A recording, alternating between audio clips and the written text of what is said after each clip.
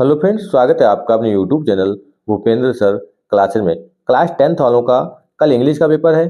अगर आपको भी इंग्लिश के पेपर में पूरे नंबर लाने हैं, अंग्रेजी के पेपर में जो कक्षा 10 वालों का है उसमें पूरे नंबर लाने हैं, तो आपको कुछ इस प्रकार से कॉपी लिखनी होगी और सारे प्रश्न आपको सॉल्व करने होंगे। सारे प्रश्नों का आंसर आपको लिखना होगा और OMR शीट के जो 20 ऑब्जेक्टिव आपको आते हैं वो भी आपको फिल करने होंगे और सेंट्रल आइडिया आपका हो गया, लॉन्ग क्वेश्चन आपका हो गया, आर्टिकल, सारे प्रश्नों का आपको आंसर लिखना होगा। देखो ये प्री बोर्ड का पेपर है और ये प्री बोर्ड की कॉपी भी थी। ये प्री बोर्ड का पेपर आपका है, इसका आंसर ये पूरी कॉपी में लिखा गया है। ये देखो प्री बोर्ड का पेपर आपका जो हुआ था, ये प्री बोर्ड के पेपर का ही सॉल्यूशन है। ये देखो प्री बोर्ड का पेपर था, ये आपका यही वाला आपका हुआ था। इसमें सारे जो ऑब्जेक्टिव हैं वो सही हैं। पहले पैराग्राफ आता है, फिर प्रीपोजिशन वाला प्रश्न आता है, ठीक है, फिर पार्ट से आपके आते हैं। ये सारा सॉल्व करना आना चाहिए आपको।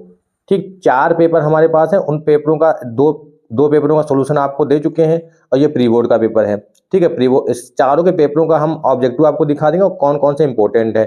सेंट्रल आइडिया, आप डस्ट ऑफ स्नो, अमांडा और फायर एंड आइस, इन तीनों में से एक आ सकती है। 2 3 आपको एप्लीकेशन, 3 आर्टिकल इस प्रकार से तैयार कर लेना है। ठीक है, ये देखो ये दे रखे थे सब, तो इन्हीं का देखो यहाँ पे क्या है, ये है ऑब्जेक्टिव वाले। ये देखो ऑब्जेक्टिव हैं आपके, ये कॉपी है OMR शीट। अब क्या है, OMR शीट उसमें आपको फिल नहीं करना होता ज़्यादा, क्योंकि उसमें तो पूरा भरा हुआ होता है, सिर्फ पेपर का कोड डालना। सारे 20 ऑब्जेक्टिव यहाँ पे देखो, सारे ऑब्जेक्टिव सही हैं। यहाँ पे 20 नंबर तो आपके यहाँ से हो गए। अगर आपने सही अच्छे प्रकार से लिखा तो आपके 60-65 नंबर आराम से आ जाएंगे। हिंदी में, इंग्लिश में, समाज विज्ञान में, चित्रकला में बहुत अच्छे नंबर आते हैं, बहुत अच्छे नंबर आते हैं। इंग्लिश में इतना बड़ा पेपर नहीं होता है कि आप तैयार नहीं कर सकते।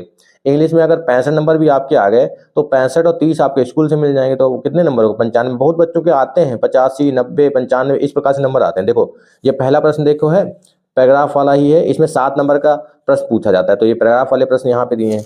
ठीक, प्री बोर्ड का पेपर आप देखें तो उसमें आपको सारे प्रश्न मिल जाएंगे। देखो आंसर दे रखे हैं। और फिर आपका आ जाता है एप्लीकेशन।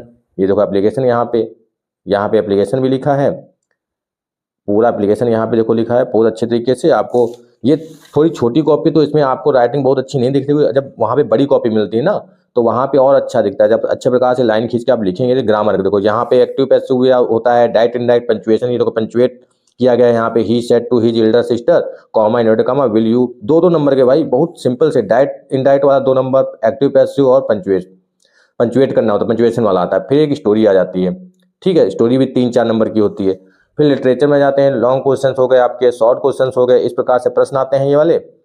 और एक आर्टिकल भी आता है आपका, पोएम आती है, सेंट्रल आइडिया आता है। ये देखो सारा सब इस कॉपी में लिखा। सेंट्रल आइडिया में ये पोएम भी देखो यहाँ पे लिखी है, और central idea fire and ice का यहाँ पे ठीक है, इस प्रकार से सेंट्रल आइडिया यहाँ पे लिखा है।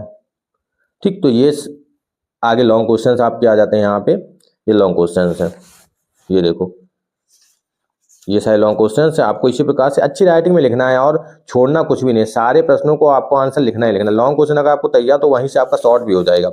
ठीक है, तो ये आपका क्या था, ये आपका यहाँ पे an Indian festival of Diwali के बारे में लिखा गया है। ठीक, तो ये सारे प्रश्न आपके हो गए। इस प्रकार से आप कॉपी लिख सकते हैं।